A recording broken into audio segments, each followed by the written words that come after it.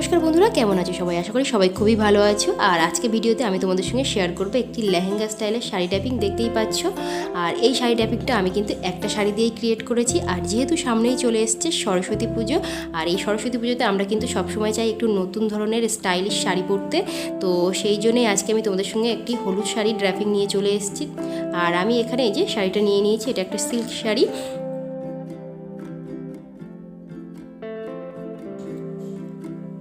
শাড়িটাকে প্রথমে আমি খুব ভালো করে এখানে খুলে নিলাম। দেখো, আমি এখানে যে সিল্ক শাড়িটা নিয়েছি সেটি হচ্ছে কাকিনাড়া সিল্ক। বন্ধুরা, তোমরা যারা প্রথমবার আমাকে দেখছো তাদের কাছে একটাই অনুরোধ, অবশ্যই আমার চ্যানেলটিকে সাবস্ক্রাইব করে নিও এবং পাশে থেকে ছোট্ট একটি বেল আইকন আছে, ওটাকেও হিট করে নিও। তাতে করে আমার সমস্ত আপকামিং নতুন নতুন ভিডিও নোটিফিকেশন সবার আগে তোমাদের ফোনে পৌঁছে যাবে। আর আমি কিন্তু এখানে একটা হিল পরে নিয়েছি। এবার আমি আমার লেন্থ হিসাবে এখানে শাড়িটাকে চেক করে নিচ্ছি কতটা লেন্থ আমি এখানে রাখবো। এখানে আমি চেক করে নেওয়ার পরে এভাবে টাক করে নিচ্ছি। আর তোমরা অবশ্যই শাড়ি পরার আগে অবশ্যই জুতো পরে নেবে, তাহলে এই শাড়ির লেন্থটা বুঝতে অসুবিধা হবে না। বা শাড়ি পরার পরে কিন্তু অনেক সময় দেখবে শাড়িটা উঁচু হয়ে যায় হিল পরলে, সেই ক্ষেত্রে তোমরা অবশ্যই আগে থেকে একটা জুতো পরে নেবে, মানে হিল জুতো, যদি তোমরা হিল পরো। এবার দেখো, আমি এখানে অল্প অল্প করে, যেমন আমরা কুচিতে প্লেট করি তেমনভাবে এভাবে একটা একটা করে প্লেট বানাচ্ছি। আর এভাবে কিন্তু আমি টাক করে নিচ্ছি। তো একের পর এক এভাবেই আমি কিন্তু কুচিগুলো এভাবে টাক করে নেব। আর এই ধরনের শাড়ি কিন্তু খুবই সুন্দর লাগে। আর যেহেতু এখন চলে এসছে সরস্বতী পুজো আর কয়েকটা দিন পরেই, তো তোমরা এভাবে কিন্তু শাড়ি পরতেই পারো। দেখবে তোমার দিকে কিন্তু সবাই তাকিয়ে থাকবে এবং অবশ্যই তোমাকে একবার জিজ্ঞাসা করবে যে কিভাবে তুমি এই শাড়িটা পরেছো। আশা করি তোমাদের নিশ্চয়ই ভিডিওটা ভালো লাগবে এবং বুঝতে একদমই অসুবিধা হবে না। দেখো, আমি একের পর এক এভাবে প্লেটটা নিচ্ছি আর এভাবে আমার লেন্থ হিসাবে আমি কিন্তু এখানে টাক করছি। আর এখানে প্লেটগুলো কিন্তু আমি একটু বড় বড় সাইজে নিয়েছি। দেখো, বড় করে নিলে কি বলো তো, এই যে লেহেঙ্গাটা কিন্তু অনেকটা ফুলে থাকবে আর দেখতে খুব ভালো লাগবে, ঘেরটাও অনেকটা লাগবে। দেখো, এবার আমি শাড়িটাকে এইভাবে হালকা করে ঘুরিয়ে পিছন দিকে দিয়ে নিলাম। যেহেতু আমি কুচিটা সামনের দিকেই করছি, এভাবে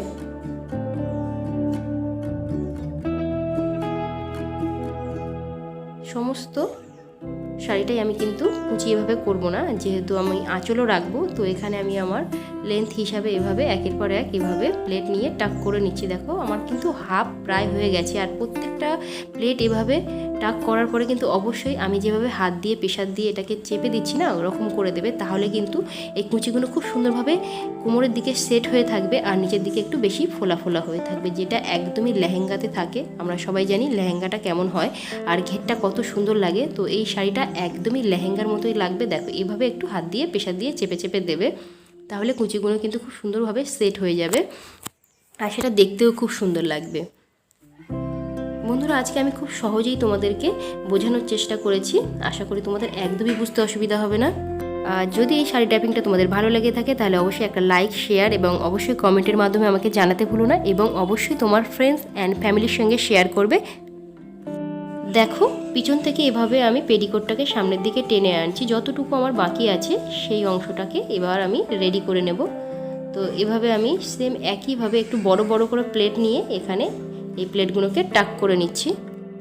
এইভাবে শাড়িটা তোমরা কিন্তু বিয়ে বাড়িতেও পরে যেতে পারো বা কোনো ওকেশানে বা অবশ্যই সরস্বতী পুজোতে বা যে কোনো পুজোতেই কিন্তু তোমরা ওয়্যার করতে পারো। খুবই সুন্দর লাগবে আর খুবই পিটি লাগবে। দেখো কতটা কুচি আমার হয়ে গেছে আর একটু বাকি আছে। দেখো, কুচিগুলো কত অসাধারণভাবে পড়েছে। আর অবশ্যই কুচিটা এভাবে দেওয়ার পরে কিন্তু অবশ্যই হাত দিয়ে একটু প্রেসার দিয়ে নেবে, তাহলে কোমরের দিকটা কিন্তু খুব সুন্দরভাবে থাকবে আর নিচের দিকটা সুন্দরভাবে ফুলে যাবে শাড়িটা। অবশ্যই হাত দিয়ে কিন্তু একটু প্রেসার দিয়ে এরকম চেপে চেপে নেবে। দেখো, আমার ভিডিওটা খুব ভালো করে ফলো করলে কিন্তু তোমরা বুঝতে পারবে। এই যে হাত দিয়ে যে প্রেসারটা আমি দিচ্ছি, দেখো এই যে দিচ্ছি, এটাতেই কিন্তু এই জায়গায় শাড়িটা খুব সুন্দরভাবে বসে গেছে আর নিচের দিকটা ফুলে গেছে। তো দেখে একদমই তোমরা বুঝতে পারবে না এটা শাড়ি, একদমই মনে হবে যেন লেহেঙ্গা। তো এভাবে আমি সমস্ত শাড়িটা এই যে প্লেট করে নিচ্ছি। আমি কিন্তু সমস্ত শাড়ি কিন্তু প্লেট করব না, আগেই বললাম, আমি একটু আঁচলের দিকে ছেড়ে রাখবো।